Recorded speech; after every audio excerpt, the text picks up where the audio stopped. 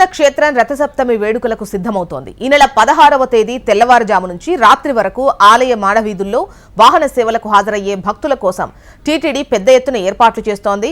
శ్రీవారి వాహన సేవలు ప్రారంభమయ్యే వాహన మండపాన్ని ఇప్పటికే వివిధ రంగులతో ముగ్గులు వేసి సౌందర్యవంతంగా తీర్చిదిద్దారు.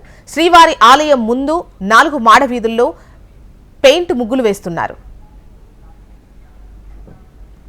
శ్రీవారి రథసప్తమి ఉత్సవాలను తిలకించేందుకు పెద్ద సంఖ్యలో తరలివచ్చే భక్తులకు ఎలాంటి అసౌకర్యం కలగకుండా కట్టుదిట్టమైన భద్రతా ఏర్పాట్లు చేస్తామని, ఉత్సవాలను విజయవంతం చేస్తామని తిరుపతి జిల్లా నూతన ఎస్పీ మల్లికా గార్గ్ తెలిపారు. ఎస్పీగా నిన్న బాధ్యతలు స్వీకరించిన ఆమె ఇవాళ మొదటగా తిరుమలలో రథసప్తమి ఏర్పాట్లను పరిశీలించారు. టీటీడీ సివిఎస్ఓ నరసింహ కిషోర్ ఇతర పోలీసు అధికారులతో కలిసి ఎస్పీ శ్రీవారి ఆలయం అంతటా క్షేత్రస్థాయిలో పరిశీలించి రథసప్తమి ఉత్సవ విషయాలను తెలుసుకున్నారు. ఉత్సవాలను సక్సెస్ చేయడానికి పోలీస్ శాఖ తరపున తమ వంతు కృషి చేస్తామని అన్నారు.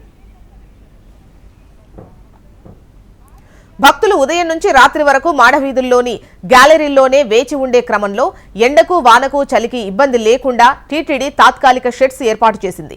భక్తుల సౌకర్యార్థం తాత్కాలిక మరుగుదొడ్లు, తాగునీటి కుళాయిలను కూడా సిద్ధం చేసింది. ఎండకు భక్తుల కాళ్లు కాలకుండా నేలపై కూల్ పెయింట్ వేస్తున్నారు. మరోవైపు విద్యుత్ అలంకరణ ఏర్పాట్లు కూడా చివరి దశకు చేరుకున్నాయి. వీటి పనితీరును పరిశీలించి లోటుపాట్లను సరిచేయనున్నారు.